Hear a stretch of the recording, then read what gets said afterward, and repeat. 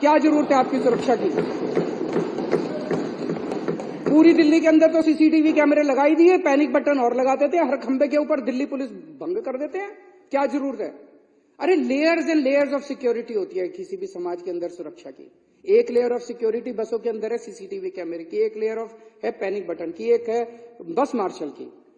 कोई किसी के सामने पैनिक बटन आया और उसको ध्यान आ गया, वो पैनिक बटन दबा देगा। बाद में अगर अपराध को जांच करने के लिए सीसीटीवी कैमरे की जरूरत पड़ी, सीसीटीवी कैमरा। बस मार्शल किसी के सामने बैठा और कोई लड़की को छेड़ रहा है, वो बस मार्शल को कही भैया इसको जरा सा रोको। हम layers and layers of security, तो उसको रोका कैसे जा सकता है?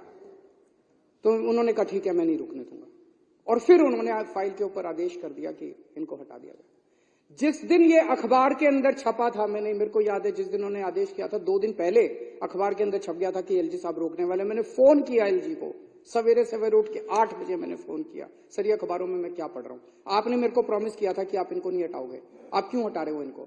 मैंने उसी दिन चिट्ठी लिखी, मैं कहीं और गया हुआ था उस दिन, मैंने वहां से चिट्ठी लिखी एलजी साहब को कि, और वो चिट्ठी एक चिट्ठी लिखी और 2 बार नोट भेजा है मैंने, एक मंत्री के थ्रू नोट भेजा है कि मौजूदा सिविल डिफेंस वॉलंटियर्स को नहीं हटाया जाना चाहिए, मौजूदा सिविल डिफेंस वॉलंटियर्स को कंटिन्यू रखिए। और जब तक वो कह रहे थे कि नहीं हम होमगार्ड करेंगे, मैंने कहा ठीक है, जब तक होमगार्ड नहीं आते तब तक इनको रख लो, और होमगार्ड इन्हीं को नियुक्त कर दो। होमगार्ड आपको कानूनी पेंच तो फंसाने हैं। जो आज सिविल डिफेंस वॉलंटियर काम कर रहे हैं, इनको एक्सपीरियंस है, इनको अनुभव है, कई दिन से काम कर रहे हैं। मैंने कहा इन्हीं को होमगार्ड बना देना। मेरे फाइल के ऊपर नोटिंग है मेरी, आप जो नोटिंग की बात है, जो अभी लगे हुए हैं होमगार्ड की भी कंडीशन ऐसी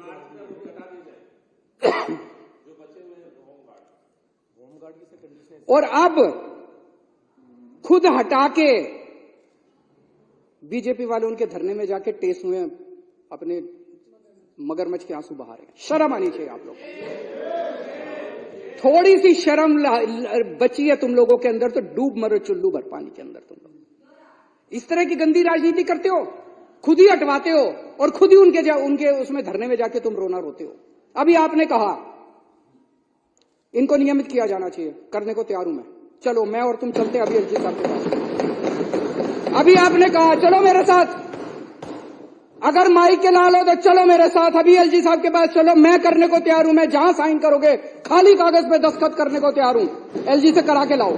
तुम्हारा एलजी है? झूठ बोलते हो।